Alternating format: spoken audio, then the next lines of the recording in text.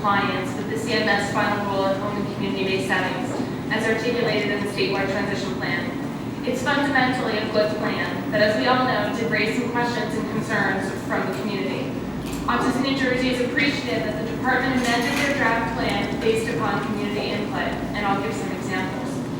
The department clarified that it will continue to support the development of new group homes that comply with the HCBS final rule and department policies.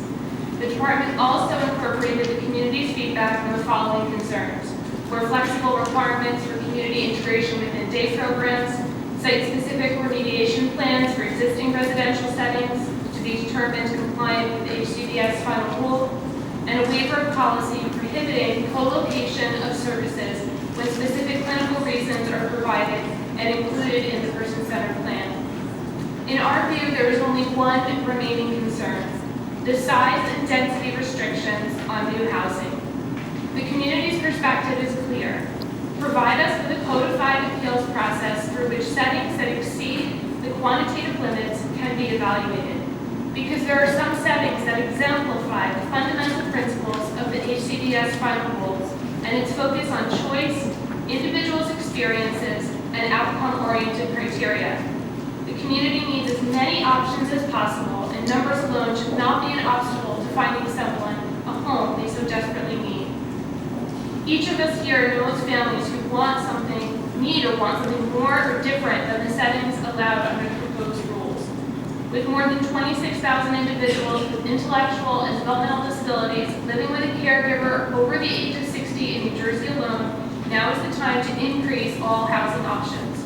It is our position that every plausible type of community-based housing option should be considered before it is excluded. These policies should not limit housing choices. Ideally, these policies would provide the processes by which a range of community-based choices can be made in the individual's best interest. We look forward to continuing our dialogue with the department to develop policies that do not unnecessarily restrict housing options. Thank you for the opportunity to provide these comments. We look forward to the collective dialogue on behalf of individuals with autism. Thank you, Ms. Buchanan. Mr. Caputo.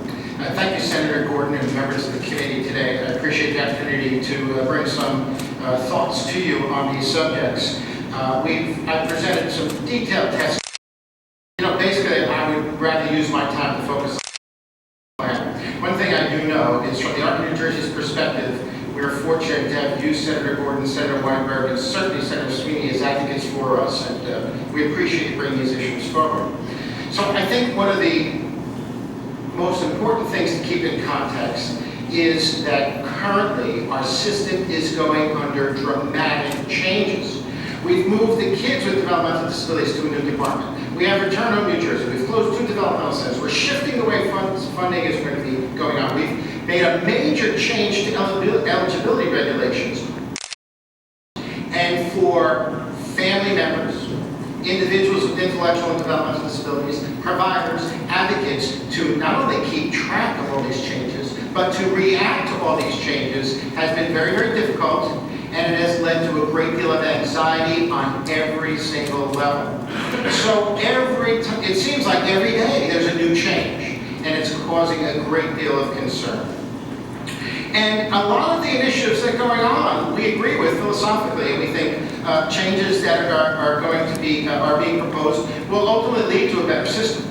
It's just all at once has been very, very overwhelming for all of us. And again, we hear there's been webinars, there's been information out there, but information is changing rapidly, almost daily, and it's just hard for everyone to keep up with it. So, I could talk about a number of things that the emphasis on employment in New Jersey, we think that's a good thing. We think that New Jersey being an employment state first, that's a good thing. All of these things, we're moving in a positive direction, and even the new supports program that is being rolled out will give families and individuals more choices, more options, and by the state's only, by the department's admission, there won't be a waiting list for that program once it's rolled out. Again, we see these things as advances in the system, and that will help.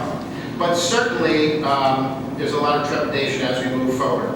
So I want to just talk a little bit about the fee-for-service system. You heard it's going to be a new way of funding these situations. So rate setting is taking place. The critical thing for us in this whole system is Are individuals going to have adequate budgets to get the supports and services they need?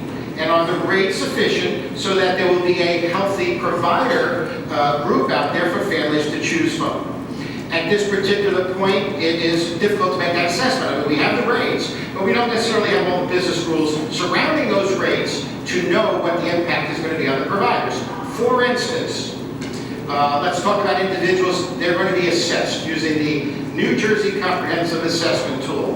While we don't have a problem with that assessment tool, we don't think it goes far enough to capture all the information that we're going to need to make certain that the budgets are successful. It doesn't necessarily capture behavioral needs or medical needs. So an individual's budget could fall short under that situation. So, it's important for us to know what that's going to be. On top of that, everyone is going to get an assessment, a tiering, what they're calling a tiering, so that providers will know how many hours they're going to be able to have to support that individual.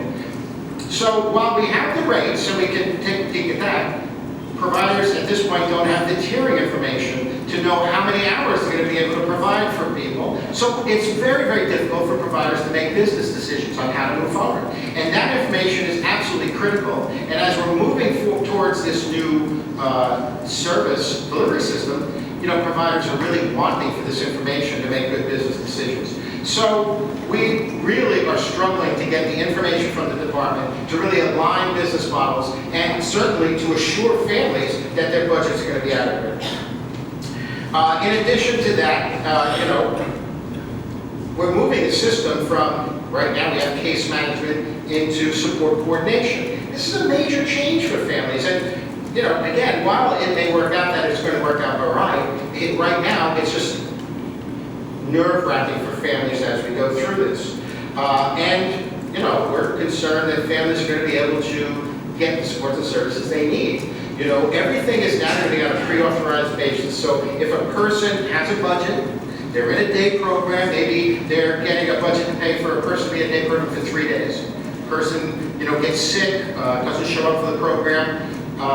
That pre-authorized money is removed from their budget. It's not paid to the provider, and the person, would lose that service. You can't carry that over to another month. That money is lost. So there's all these nuances to the fee-for-service system that are causing a great deal of angst for everyone. In addition to that, as the Deputy Commissioner testified, if a person doesn't receive the service, the providers are not going to get paid. So let's just look at residential service.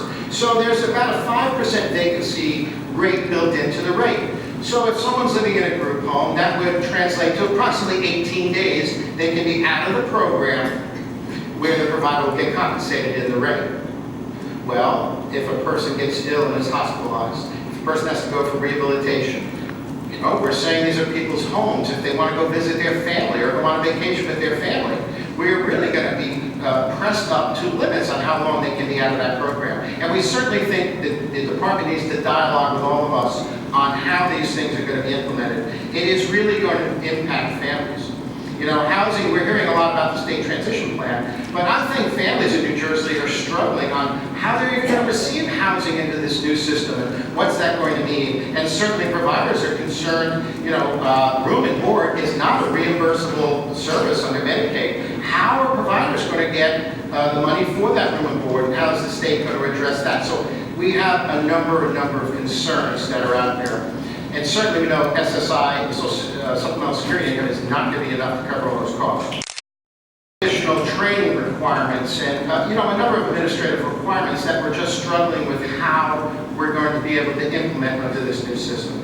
So while we agree that standardized rates, moving to that is not a bad idea. Matter of fact, it's long overdue in many instances. It's how we're going to implement these things, how quickly we're going to implement it. Again, I was somewhat, relieved a bit that here the implementation might be a little longer than we originally thought. But starting out slow, working through a lot of these kinks, I think will help in a number of levels.